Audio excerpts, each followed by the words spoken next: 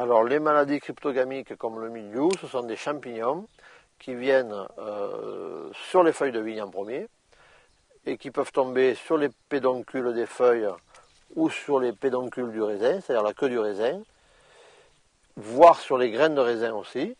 L'oïdium, pareil, lui il vient plutôt sur les baies de raisin. Donc ça c'est une baie de raisin. Si elle est atteinte par l'oïdium vient tout simplement faire s'ouvrir la baie qui va après sécher, libérer son jus et entraîner d'autres maladies. Le black rot aussi est un autre champignon, c'est à peu près les trois principaux champignons.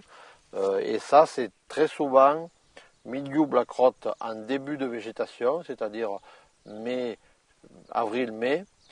Et l'oïdium, lui, est plutôt, on va dire, en début, mais il peut aller aussi jusqu'à la vendange. Pour lutter contre ces maladies, deux produits, pour le mildiou, le black rot, c'est le sulfate de cuivre, appelé communément la bouillie bordelaise.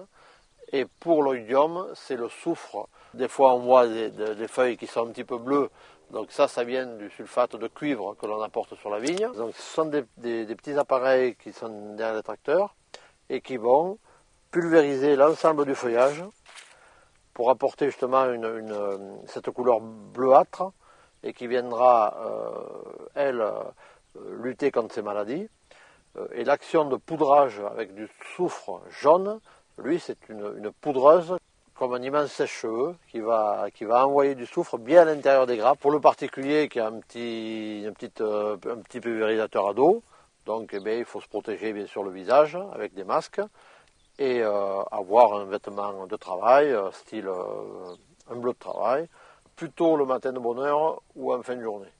Jamais au grand soleil, parce que ce n'est pas là où on a la meilleure efficacité des produits. Il faut aussi nourrir la vigne puisqu'elle va aller dans le sol chercher à manger, c'est-à-dire qu'on apporte à la vigne en hiver des fumiers de bovins, des fumiers de moutons, pour justement lui donner à manger. Pour les mauvaises herbes, il faut au printemps passer des outils qui travaillent le sol et qui permettent de sarcler les herbes. Sarcler, c'est biner la terre, retourner la terre. Mi-septembre, des fois des fortes pluies, des forts orages qui peuvent faire partir la terre et créer de l'érosion. Et c'est donc d'où l'intérêt de ne plus sarcler la vigne à partir du mois d'août, fin juillet, début août.